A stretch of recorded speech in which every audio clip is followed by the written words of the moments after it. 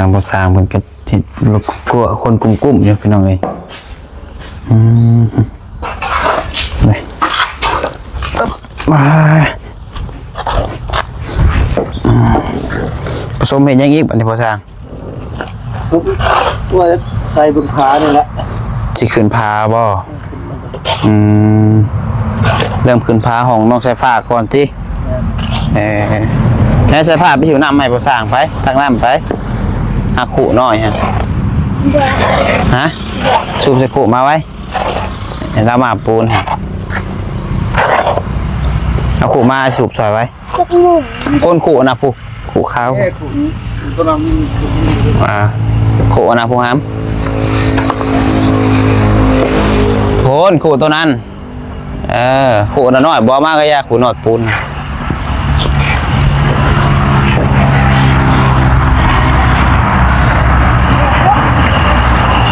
ไป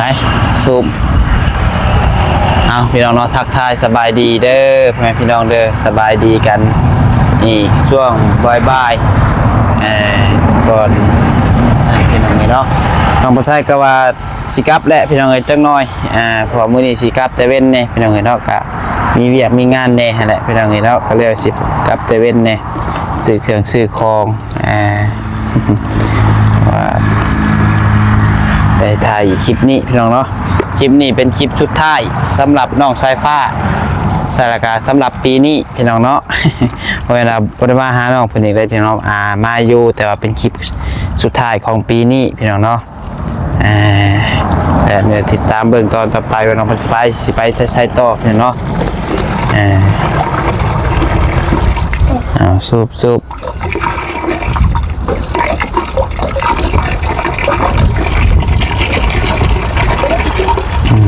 ดีๆเอาให้คนละถังให้เคยสูบถังหนึ่ง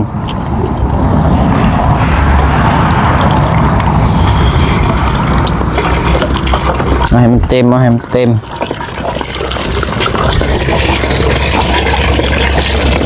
อึ๊บใกล้แล้ว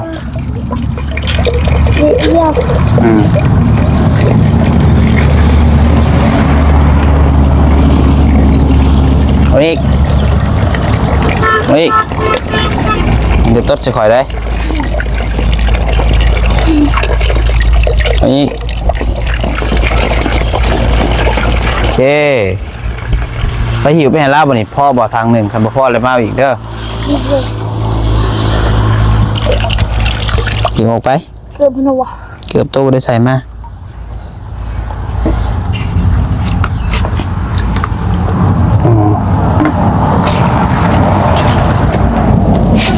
โอ้ย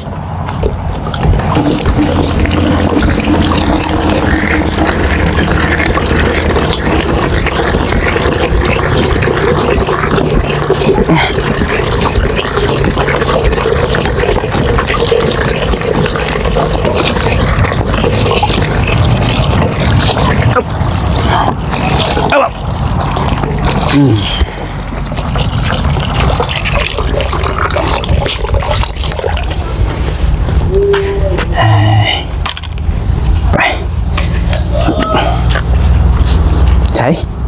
คือเห็นถอกใส่อันนี้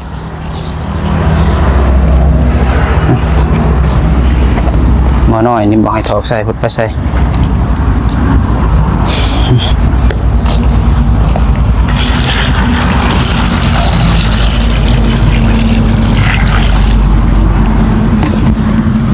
มาปูนไว้พี่น้องเนาะ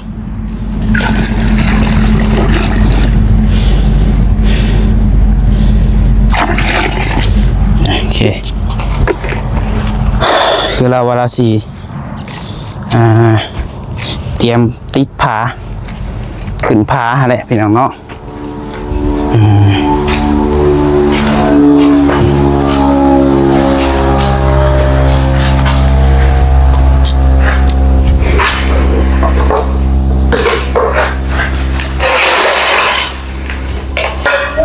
ขึ้นผานี่เปลี่ยนสีแล้วเนาะใส่สีขาวบ่สีเก่าเลยสีขาวนี่บ่เอ้าสีขาวมาซื้อมาติดนี่สิติดขึ้นทางนอกโอ้สีขาวติดขึ้นหมดเลย คือว่าสีขาวอ่ะซื้อมาติดอันนั้นได้ มันแก๊สสีขาวตัวมันจะมันลาย50ปลายแก๊สเลย แม่นบ่สีขาวบ่เลยบ่ เนี่ย คือว่าลายดีนั่นบ่ได้เบิ่งเฮายันว่าสีนี่จะแก๊สสีนี่ เบิดเอ้ย ปวดขึ้น แม่งได้เบิ่งค่ะ ตัวเซ็ตขึ้นก่อนตัวขาวนั่นแหละเปิดยังไง คือเฮาได้ยินคร่าวๆว่าสีขาวว่ะ ว่า ได้ยินว่าขึ้นผ้าเขาว่าสีขาว เป็นชาเบาอยู่บนใหม่ดิ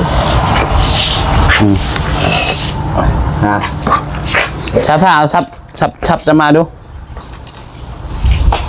ตัวชัดมวยหรอบ้าก็มัน เบียมาเลยโทรถามเอานิ้วดู แล้วความแน่ใจนะ อ่า ไปกับภูพื้น แม่นจอยมันสิพลาดพร้อมเฮายังบ่ปูสีขาวเบ่เลยบ่ซะสีขาวลายบ่โทรดูเลยรหัสอะไร ตัวเก่าทุกตัวไอ้กุมกู เราสิหับเจ้าอยู่บ่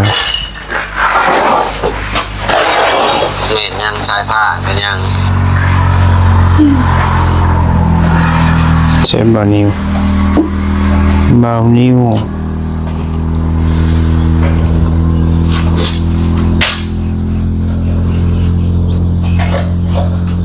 โทรติดบ่เป็น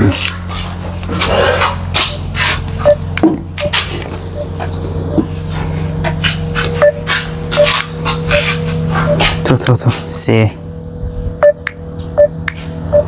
โทรถามกรู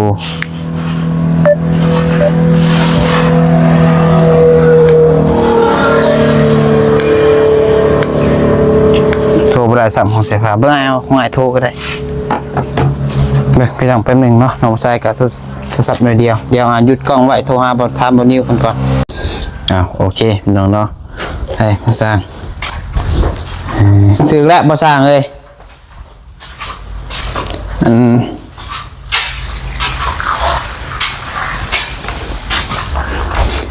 ทางในห้องหา2ห้องครับปูคือการเบิดสีคือการเบิดเลย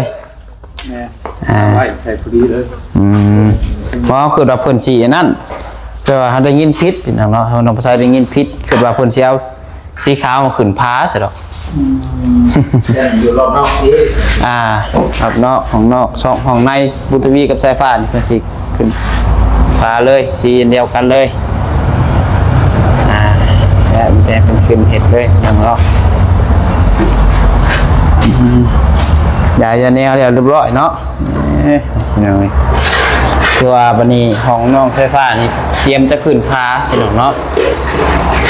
เตรียมขึ้นพาขึ้นยังพี่น้องเลย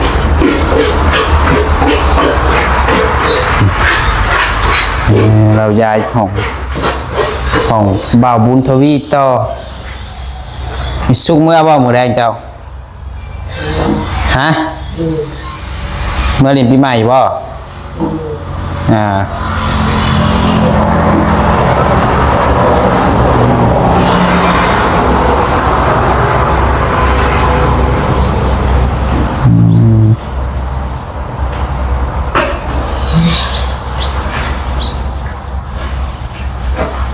ก็ยายแนวไปที่แล้วก็เช็ดทูบนมันเองไปเลย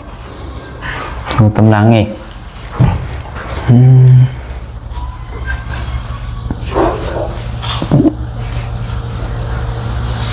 บ่อยู่น้ำสายฟ้าบ่ซะเมื่อยังสายฟ้าจะอยู่ผู้เดียวดีไปจักจ้ะนี่พี่น้องเนาะบุญทวีก็จักสิมาบ่มาว่าไปเติมบัตรก็ 2-3 ชั่วโมงยังบ่มาพี่น้องเนาะย่านบ่แม่นละไปเติมบัตรนี่จักรยานเพิ่นบ่ว่าพี่น้องเนาะปล่อยเพิ่นไปซะเนาะสายฟ้าเติมบัตรไปช่างบัตรมันสิไปไกลปานนั้นบ่เติมบัตรเนาะ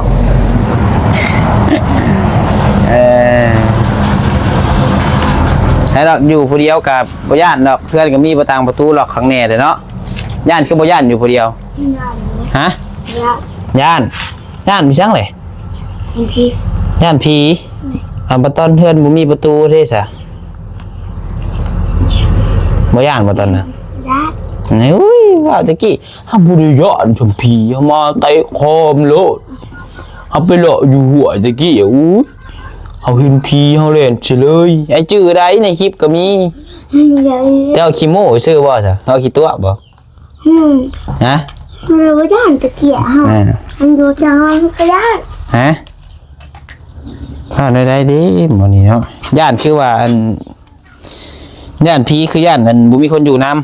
ำเอาดีๆว่าย่านบ่มีคนอยู่นำได้กลัวแม่นบ่น่าย่านพีต้องสิแต่งหน้าให้บ่เอาทาแป้งนี่ มันแป้ง ฮะ ก็ กินข้าวกับยังกัน ใคร คำบ่สร้างกับแม่ชูกับเมื่อเบิดกับมือแรงอยู่คันนอนผู้เดียวก็ล็อกประตูประตูอาบน้ำไว้ตะเว้นเด้อ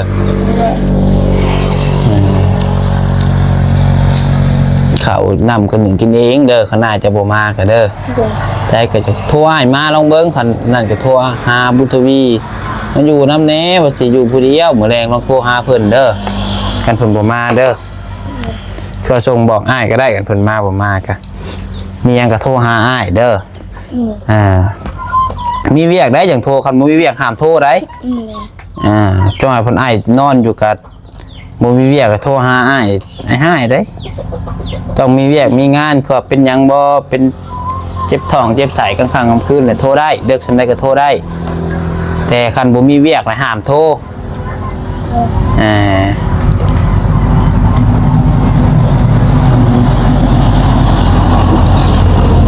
กินข้าวกินน้ำแล้วไปหามข้าวมาเด้อนะเด้อกระเตาะนะเด้อ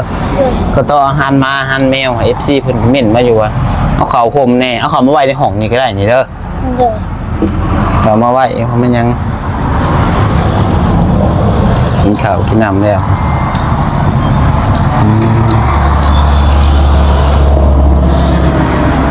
พักก็ฮดได้บ่แม่นว่าบ่ฮดได้สุมายบ่มาก็เด้อตั้งแต่มื้อนี้น้องบัดไซจักสิได้ขึ้นมาแล้วบ่ปีหน้านะพี่น้องๆเว้นมื้อเนาะปีหน้าว่าน้องบัดไซก็มีเวียกมื้อปีหน้านี่พี่น้องเอ้ยย่ามบ่ได้มาดอกสายฟ้าหนาที่ยังหนาที่หนาปีหน้าเฮ้ยบ่จักปีหน้าบ่อีกปีหนึงเขาจักสิได้เห็นกันอีกปีหนึงเพิ่นจักสิได้เห็นกันเห็นนี่หมดยัง ปีหนึงบ่สิมื้อหนึงพี่จังเดียวปีหน้านี่ย่านจักสิมื้อได้แล้วสิได้มาหาพี่หนาก็มาคันช่วยบ่มาหาก็ต้องฮดพักอย่าให้คันมาคันเห็นพักตายแล้วเสียไม่เสร็จตีก้นโอเคคันพักตายต้นมะม่วงตายให้ระวัง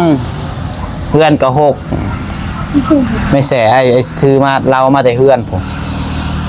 ไอ้ตีอะไรไร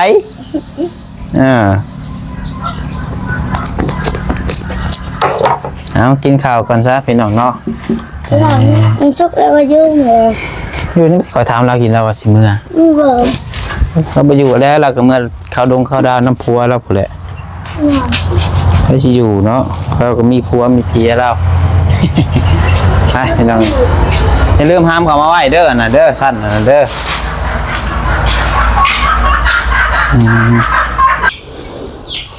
นี่บัดรายแกเติบแล้วพังชงพี่น้องเนาะ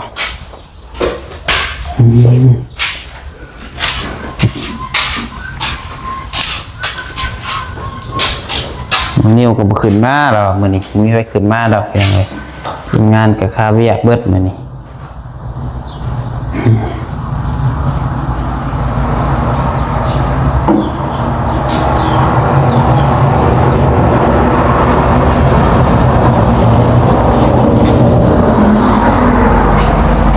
กินอิ่มแล้วกินดีๆ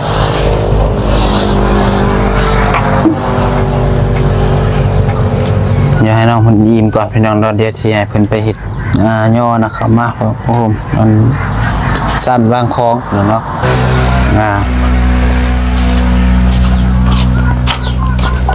เอาเขาไว้ห้องไว้ห่มผม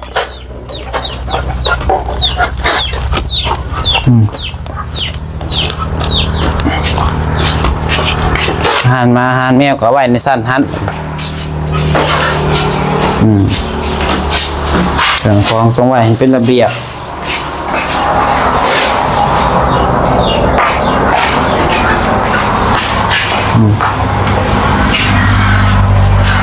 โอเค มีจะเอาเลย งาก็มากินซับมันน่ะเนาะปูนกับเบิดได้แล้วนี่เนาะปูนกันยังละ2 สอบหนึ่งพี่น้องเลยได้เด้เดี๋ยวเราจะส่งบอกทางเขาไอรีเพื่อนพี่น้องเนาะเอาปูนปีนกับเบิดแล้วพี่น้องเลยนั่นพี่ได้พระ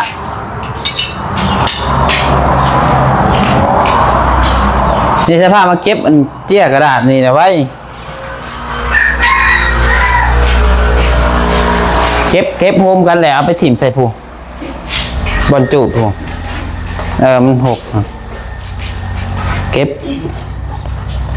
ไว้จูดน้ำไหม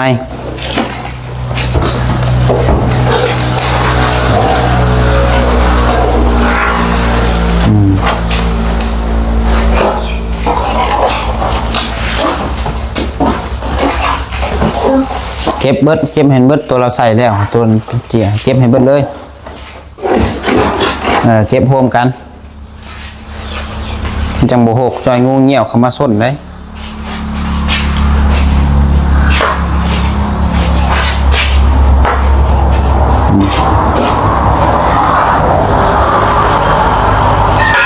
เก็บไม้ไว้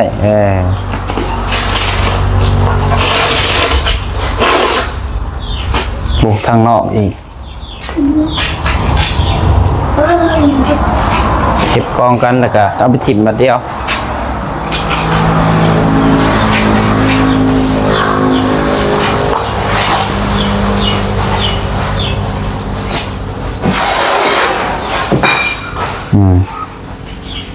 ทำไมไม่ได้เราจูดเด้อ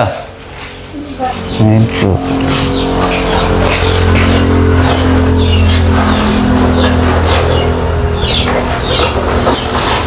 เอามาอีกครับผมเต็มอยู่สภาพอยู่นอกผมนั่งอยู่นอก เต็มแล้ว ไปถิ่มก่อนไปสิไปถิ่มไปยังก่อนฮะ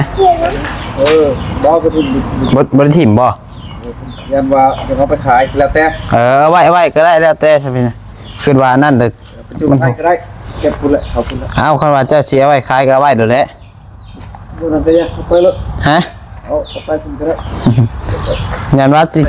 มันหกเก็บไว้เดี๋ยวแล้วคันว่านั่นมันลายแก๊สอยู่